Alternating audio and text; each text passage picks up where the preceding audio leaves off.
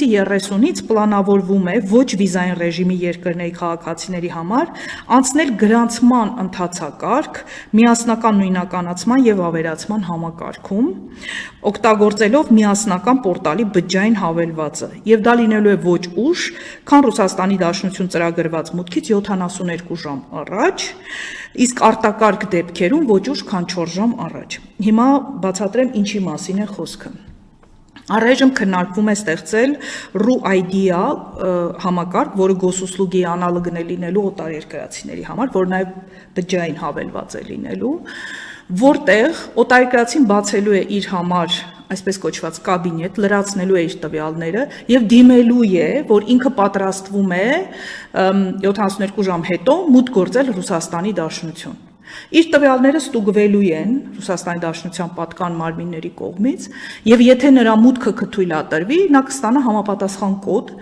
որը սահմանին կներկայացնի սահմանապահին։ Առանց այդ կոդի ուղղակի օտարերկրացուն թույլ չեն տա մուտք գործելու Ռուսաստանի Դաշնություն։ Այսինքն on-line հարթակով, եթե 72 ժամ առաջ օտարերկրացին, դա վերաբերվում է բոլոր ոչ վիզային ռեժիմի երկրներին, այդ թվում ԵԱՏՄ անդամ երկրներին, օտարերկրացին պարտավոր է 72 ժամ առաջ տեղեկացնել, որ մուտք է գործելու Ռուսաստանի Դաշնություն, եւ եթե ինքը չունեցավ հաստատման կոդը, որ ՌԴ պատրաստ է այդ անձին ընդունել, ուղղակի նրա մուտքը թույլ չեն տա Ռուսաստանի Դաշնություն։ Հիմա եկեք գործնական օրինակով ներկայացնենք, ես ամռանը 5 օրով մտադիր եմ գնալ օրինակ Սանկտ Պետերբուրգ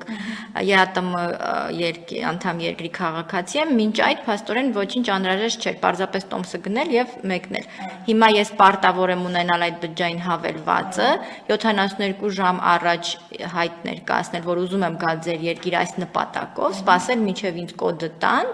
կոդ ունենալու պարագայում նոր ես կարող եմ ձեռնարկել այդ գործընթացը Ռուսաստան։ Քանի որ դեռևս նշված չի, դա վերաբերվելու է բոլորին, ինչ նպատակով մեկնողներին, առայժմ նշված է օտարերկրացիներին առանց վիզային ռեժիմի։ Դե վիզային ռեժիմը հասկանալի է, վիզա պետք է ստանան։ Ոչ վիզային ռեժիմի երկրների համար ստեղծում են յուրօրինակ վիզային մեխանիզմ, այսպես ասած, եւ նշված չի, որ որևէ նպատակի համար անհրաժեշտություն չի լինելու։ Այդպիսի բան գոյություն չունի։ Նշված է ուղղակի, որ ոչ վիզային ռեժիմի երկրների օտարերկրացիները պարտավոր են մեկնելուց 72 ժամ առաջ այս էլեկտրոնային պորտալով տեղեկացնել իրենց գալու մասին, հետևաբար այո,